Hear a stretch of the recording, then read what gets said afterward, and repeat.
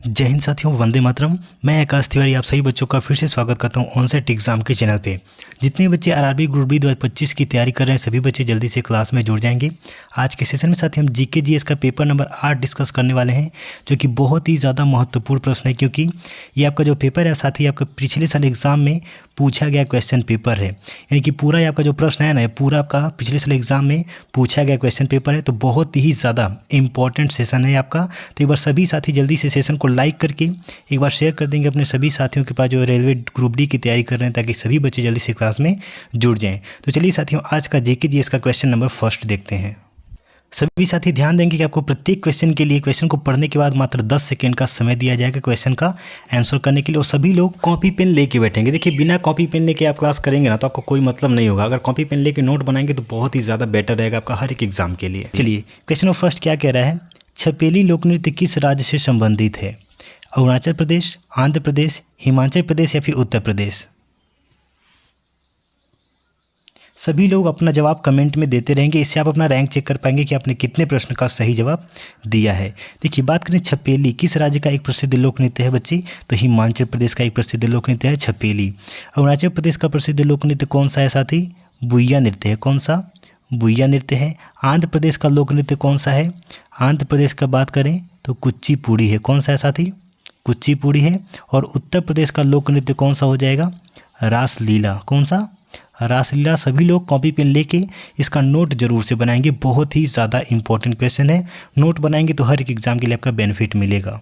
Question number 2, प्रसिद्ध चरकुला नृत्य किससे संबंधित है?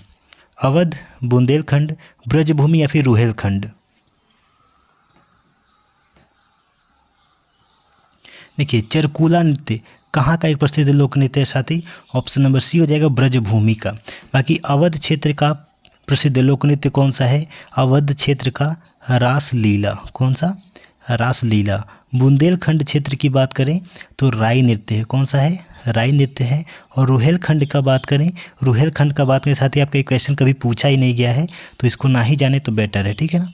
चलिए, क्वेश्चन नंबर 3, सन 1905 के बंगाल विभाजन की घोषणा किसने की थी? लॉर्ड कैनिंग ने, लॉर्ड कर्जन ने, लॉर्ड कॉर्नवालिस ने, फिर लॉर्ड डलहौजी ने?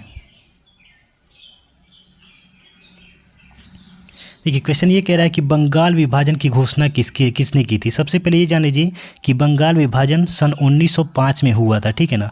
और किसने किया था बच्चे? ऑप्शन नंबर बी हो जाएगा लॉर्ड कर्जन ने। Option number B is the right answer. देखिए, इसका कॉपी पे नोट जरूर से बनाइएगा। ठीक है ना, बहुत ही इंपॉर्टेंट है। क्वेश्चन नंबर 4, निम्नलिखित में से किस शासक ने सम्राट हर्षवर्धन को पराजित किया था? महेंद्र वर्मन ने, शशांक ने, नरसिंह ने या फिर पुलकेशियन द्वितीय ने?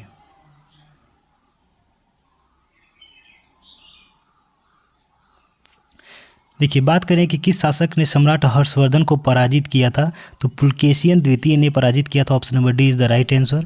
और कब पराजित किया था बच्चे? तो 618 से 619 ईस्वी के बीच। ठीक है ना। चलिए, क्वेश्चन नंबर 5, हिंदू विधि को किसने सर्वप्रथम संहिताबद्ध किया था? वेद व्यास ने, पाणिनि ने, बाणभट्ट ने या फिर मनु ने?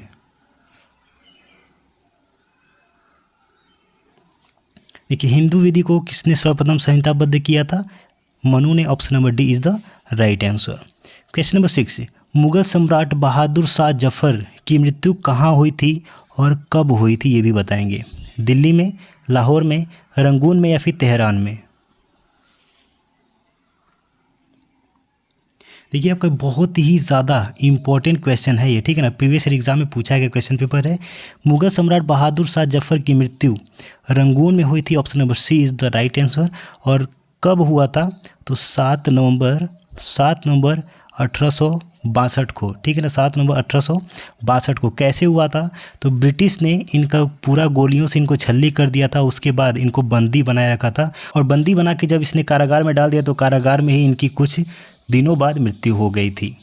और साथियों, अगर आपको इस क्लास का पीडीएफ चाहिए, तो हमारे टेलीग्राम चैनल को ज्वाइन कर सकते हैं। डिस्क्रिप्शन में मैंने इसका लिंक दे के रखा हुआ है, या फिर टेलीग्राम पे आप सर्च करेंगे ऑनसेट एग्जाम तो आपको मेरा चैनल मिल जाएगा। ठीक है ना। एक बार सभी साथी सेशन को लाइक करके शेयर कर देंगे, चैनल को सब्सक्राइब कर लेंगे। डेली यहाँ पे the most important previous year question paper का डिस्कशन कराया जा रहा है आरआरबी ग्रुप डी के लिए। क्वेश्चन नंबर 7, सन 1885 में व्योमेश चंद्र बनर्जी की अध्यक्षता में भारतीय राष्ट्रीय कांग्रेस प्रथम अधिवेशन कहाँ आयोजित किया गया था? कोलकाता में, दिल्ली में, मुंबई में या फिर लाहौर में? Option number C is the right answer, Mumbai में।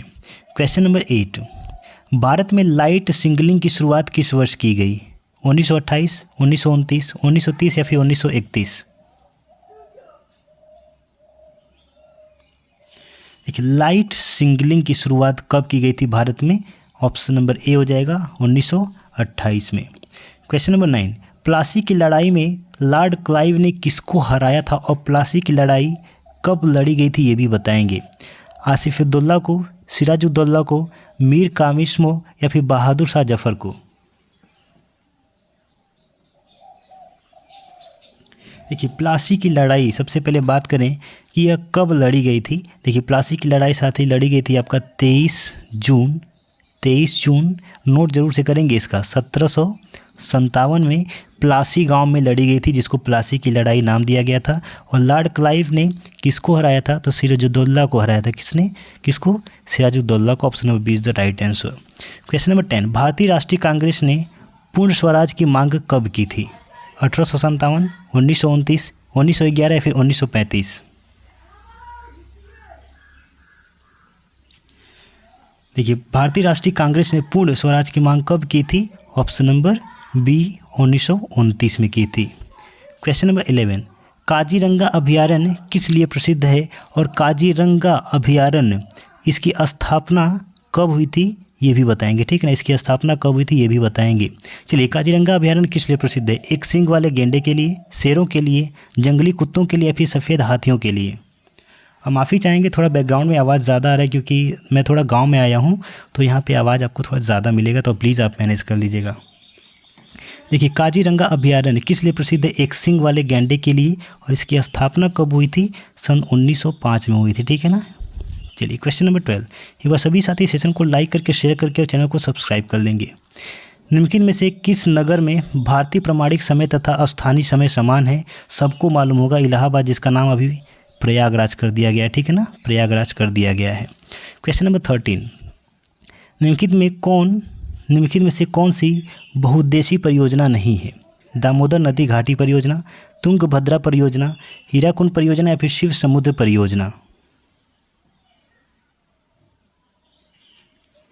ऑप्शन नंबर डी शिव समुद्र परियोजना आपका ये बहुउद्देशीय परियोजना नहीं है। क्वेश्चन नंबर 14, भारतीय थल सेना कितने कमांडों में संगठित है? 4, 3, 2 या फिर 7? देखिए, भारतीय थल सेना 7 कमांडों में संगठित है। कौन कौन सा ये भी हम डिस्कस करेंगे।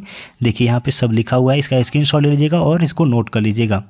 उत्तरी कमान उधमपुर, पश्चिमी कमान चंडीगढ़, दक्षिणी पश्चिमी कमान जयपुर, दक्षिणी कमान पुणे, पूर्वी कमान कोलकाता, केंद्रीय कमान लखनऊ, सेना प्रशिक्षण कमान शिमला में है।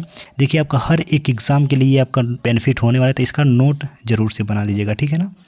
चलिए, क्वेश्चन नंबर 15, भारत में मसालों का प्रदेश किसे कहा जाता है? केरल, मध्य प्रदेश, झारखंड या फिर असम?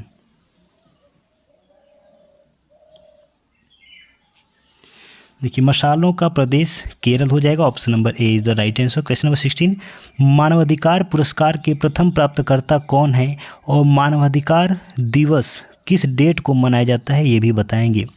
आनंद कुशम, नेल्सन मंडेला, लेक वाशेला या फिर एमनेस्टी इंटरनेशनल? सबसे पहले हम ये जान लेते हैं कि मानवाधिकार दिवस कब मनाया जाता है। 10 दिसंबर को मनाया जाता है। कब? 10 दिसंबर को। 2-3 दिन पहले मैंने ये क्वेश्चन करवाया था। और मानवाधिकार पुरस्कार के प्रथम प्राप्तकर्ता कौन है? नेल्सन मंडेला है। Option number B is the right answer. Question number 17, Harappa सभ्यता के अवशेष निम्नलिखित स्थान में से कहाँ प्राप्त नहीं हुए थे? लोथल, कालीबंगा, नागार्जुन कोंडा या फिर रोपड़? ऑप्शन नंबर सी नागार्जुन कोंडा। क्वेश्चन नंबर 18, पश्चिमी और पूर्वी घाट कहाँ मिलते हैं? पाल घाट पर, डोडा बेट्टा पर, मेकर पर या फिर अनाई मुडी पर? देखिए, पश्चिमी और पूर्वी घाट कहाँ मिलते हैं? पाल घाट पर। Option number A is the right answer. Question number 19, हुमायूंनामा किसकी रचना है? हुमायूं, गुलबदन बेगम, अबुल फजल या फिर फिरदौसी?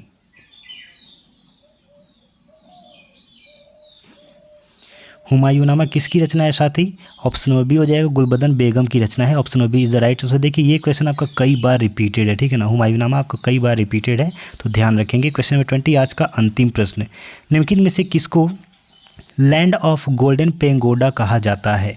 जापान को, चीन को, इंडोनेशिया को या फिर म्यांमार को? और सभी साथी बताएंगे। हमने टोटल 20 प्रश्न का डिस्कशन किया, आपने कितने प्रश्न का राइट किया है 20 में से आंसर? सभी लोग कमेंट में लिख के बताएंगे सर मैंने 20 में से इतने प्रश्न का बिल्कुल सही जवाब दिया है।